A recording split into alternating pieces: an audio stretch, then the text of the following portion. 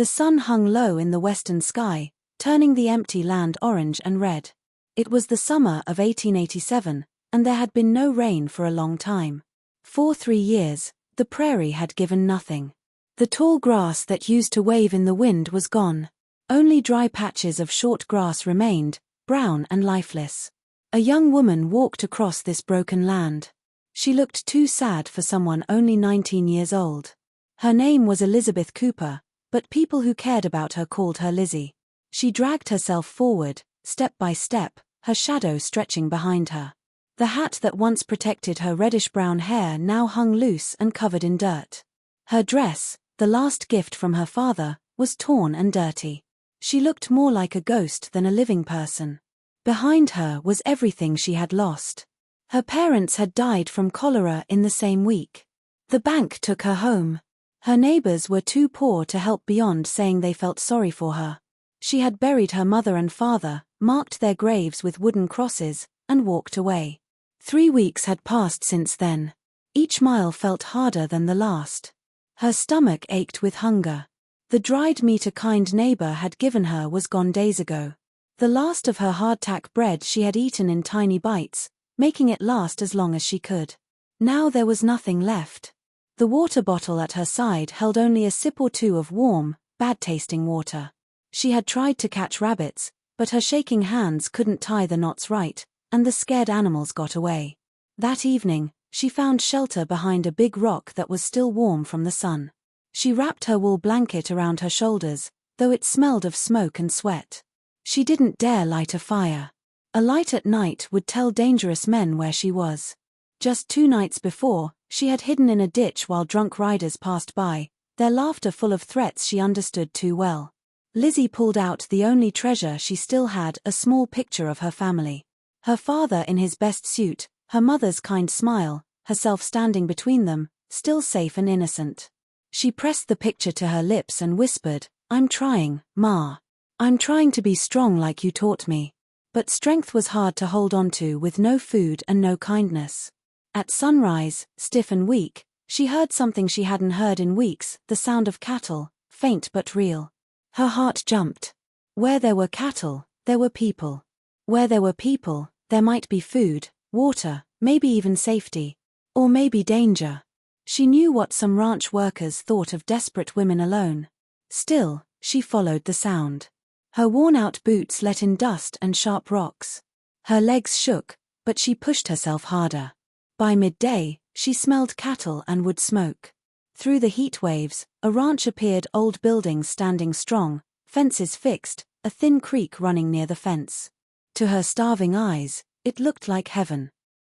She stopped on the hill, running her hands through her tangled hair, brushing dust from her torn dress. It was no use.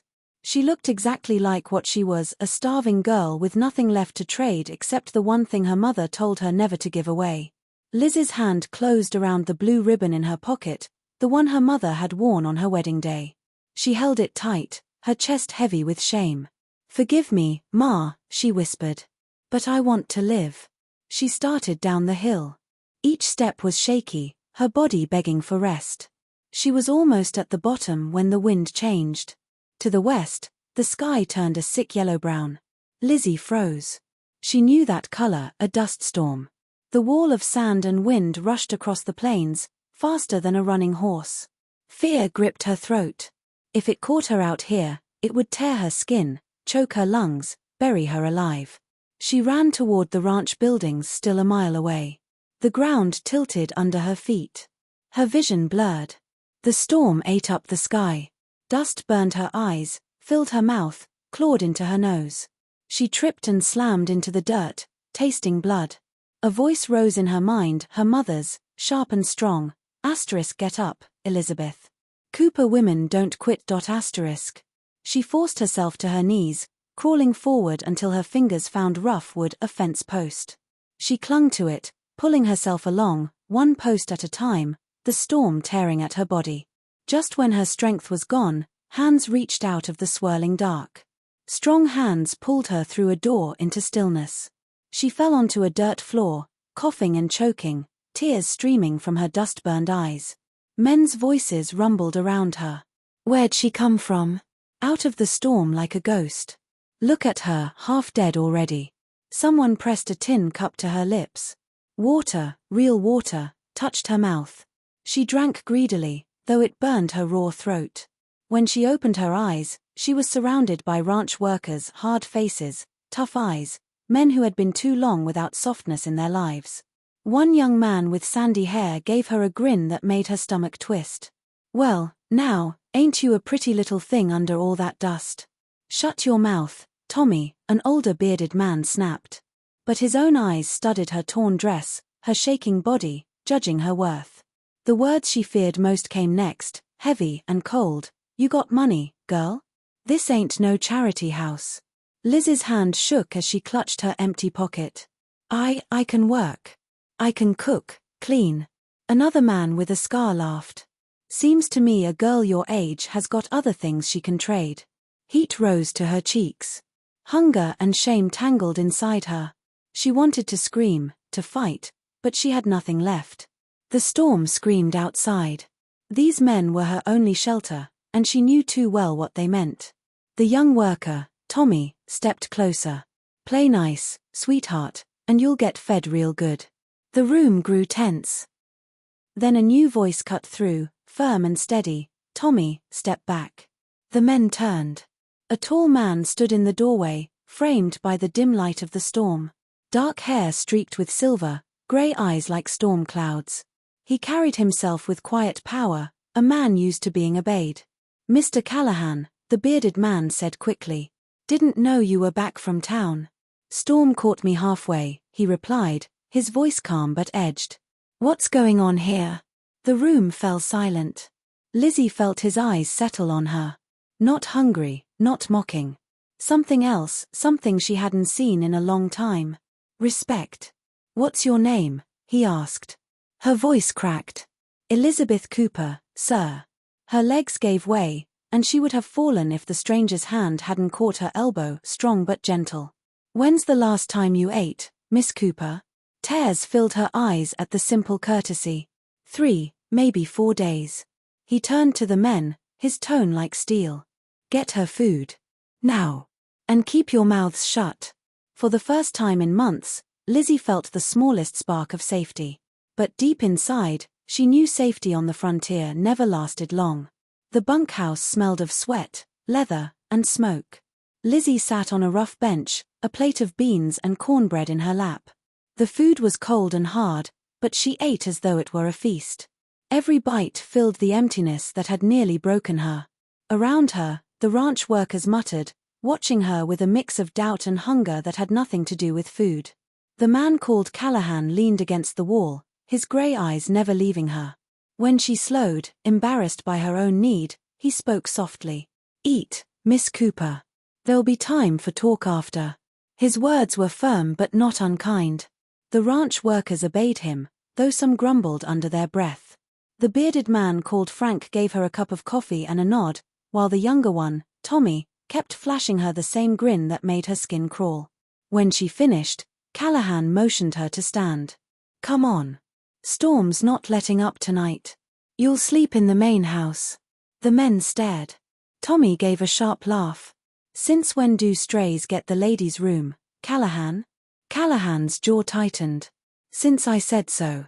You got a problem with that? Take it up with Thornton." At the name, the others fell silent. Lizzie followed Callahan through the storm, the wind clawing at them. They reached the main house, a 2-story building of weathered timber, more solid than pretty. Inside, the kitchen was dusty but warm, a cast iron stove at its heart. Callahan pointed to a small door. "Storage room. Cot, blankets. Better than the bunkhouse." She swallowed hard, gratitude pressing in her throat. "Thank you, sir. Truly." He nodded once, already turning to go. "Stay close to the house. The men, some forget their manners. If anyone troubles you, come straight to me or Thornton." Before she could answer, the front door slammed open. Heavy boots shook the floor and a deep voice called out, "Callahan, where the hell are you?" A large man filled the doorway, shoulders broad as barn beams, iron-grey hair beneath a sweat-stained hat. His dark eyes landed on Lizzie, and his expression hardened. Who's this in my kitchen? She stood quickly, clutching her skirt. Elizabeth Cooper, sir. Mr. Callahan said I could shelter here. I seek work. Callahan stepped forward. Storm caught her, boss. She's no harm. The big man studied her in silence. His name could only be Thornton, the ranch owner. His gaze, though sharp, carried something deeper, not lust, not cruelty, but the heavy sorrow of a man who had lost too much. Finally, he sighed. Girl looks half-starved. When did you last eat? She's had beans and cornbread, Callahan answered. Cold beans. Thornton shook his head.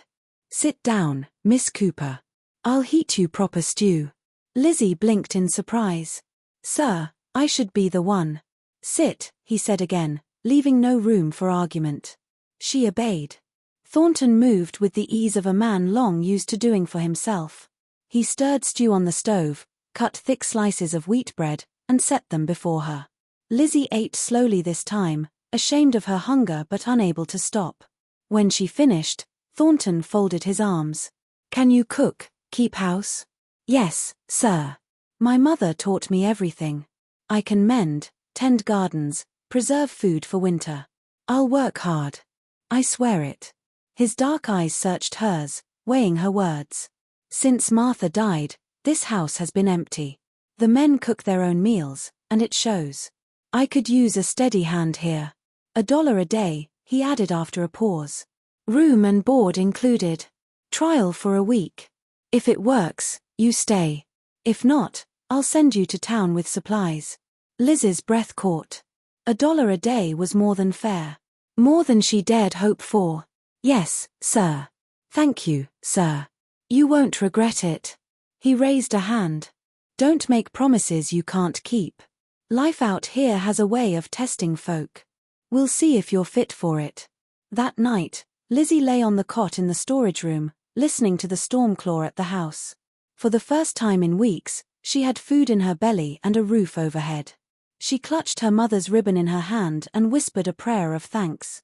Maybe, just maybe, she had found a place where she could survive. But as she drifted into sleep, one warning echoed in her mind, Callahan's voice, low and firm, stay close to the house. Some men forget their manners. And Lizzie knew the storm outside wasn't the only one she'd have to face. The storm had passed by morning, leaving the land scrubbed clean but still hard and dry. Lizzie rose before dawn, determined to prove herself worthy of Thornton's offer. She lit the stove, brewed coffee, and baked biscuits while bacon sizzled in the pan. By the time the ranch workers stomped into the kitchen, breakfast was waiting. The men blinked in surprise. Frank chuckled. Well, I'll be damned. Hot biscuits.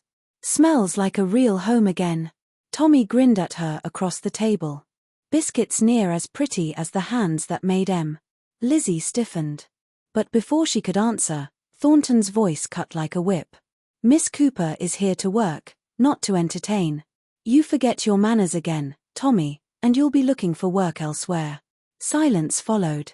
The other men lowered their heads, shoveling food without comment. Liz's cheeks burned, but inside, relief swelled. Thornton had spoken for her. Days turned into weeks. Lizzie fell into the rhythm of ranch life, cooking 3 meals a day, scrubbing, mending, coaxing the neglected garden back to life. With each passing sunrise, her body grew stronger, her face regained color, and her spirit found roots in the dusty soil. But Tommy did not give up so easily. His eyes followed her. His words, always just shy of improper, needled at her peace. One evening by the water pump, he cornered her, breath thick with whiskey. Thornton warn you off me? Thinks he owns you, does he? You came here desperate, girl. Don't pretend you're too good for attention. Lizzie tried to step away, but his hand closed around her arm. Fear froze her. Then, from the shadows, Callahan's voice rang out. Let her go. Tommy's grip loosened, his eyes darting nervously. He muttered and slunk off into the night. Callahan set the water buckets down gently at Liz's feet. Lock your doors tonight, he said. Storms brewing in more ways than one. That night, thunder rolled again, but this storm brought more than rain. Near midnight, fists pounded against the kitchen door.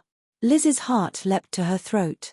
She heard Thornton's booming voice from the porch. "Back to the bunkhouse, Tommy. One more step and you're off my land by sunrise." The pounding stopped.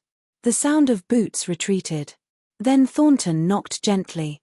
"You all right, Miss Cooper?" She opened the door. He stood dripping wet, shotgun in hand. She nodded, tears burning her eyes. "I'm fine, sir. Not for long if I keep that fool around," he growled. "Tommy's gone in the morning."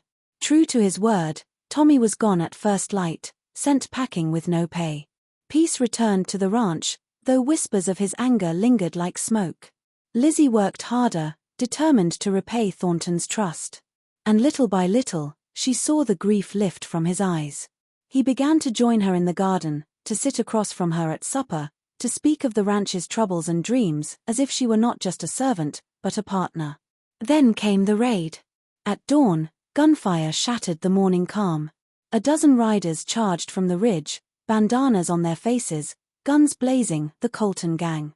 Lizzie froze, the coffee pot slipping from her hands. Thornton burst through the kitchen door, blood streaking his arm. "Get to the cellar," he barked. But Lizzie grabbed a rifle instead. "I can shoot. My father taught me." He stared, then gave a grim nod. "Stay low. Make your shots count." Together, they fought from the windows, smoke and powder filling the air. Ranch workers scattered for cover, trading bullets with the outlaws. Liz's shot rang true, striking a raider in the shoulder. Another bullet smashed glass near her head, showering her with shards, but she did not flinch. Then she heard it, a child screamed from the foreman's cabin. A neighbor's wife and boy were trapped inside. A raider kicked at the door. Without thinking, Lizzie ran. She raised the rifle and fired. The outlaw crumpled to the dirt, dead before he hit the ground. Trembling, Lizzie pressed her back against the cabin wall, guarding the door. Fear and horror shook her, but she kept her rifle ready. She had taken a life, but she had saved 2 others. The fight raged on. Callahan and Frank cut down more raiders. Thornton fought despite his bleeding arm. At last, the gang leader charged straight at him, gun blazing. Thornton's rifle clicked empty. The outlaw's bullet was coming until Lizzie threw herself against him, knocking him clear. Shots rang out. The raider fell dead, and the gang broke, fleeing into the hills. Silence followed, broken only by the groans of the wounded. Thornton caught her by the shoulders, his grey eyes fierce. "You saved my life, Lizzie. Do you understand? You saved us all." Her knees buckled. "I killed a man. You saved a boy and his mother," he said firmly. "Don't ever forget that." That night, with the dead buried and the wounded tended, Thornton found her alone in the kitchen. His voice was rough, his hands shaking as he reached for her. "Life is short out here, too short to waste. Lizzie, I love you. I want you as my wife." Tears blurred her eyes. She thought of the girl who had stumbled to this ranch, ready to trade her virtue for bread. That girl was gone. In her place stood a woman who had faced storms, hunger, and outlaws, and survived. "Yes," she whispered. "Yes, I'll marry you." By sunset, the sheriff had wed them in the same kitchen where she had first stood trembling with hunger. The ranch workers cheered, Frank wiping his eyes, Callahan tipping his hat with quiet pride. Rain began to fall outside, gentle and steady. After months of drought, the earth drank deep. Lizzie stood with her husband, the man who saw her worth not in what she could give up, but in what she could build. The West had taken her family, her home, nearly her soul. But it had given her something greater: love, safety, a place of her own. Gold wasn't what they needed. She was.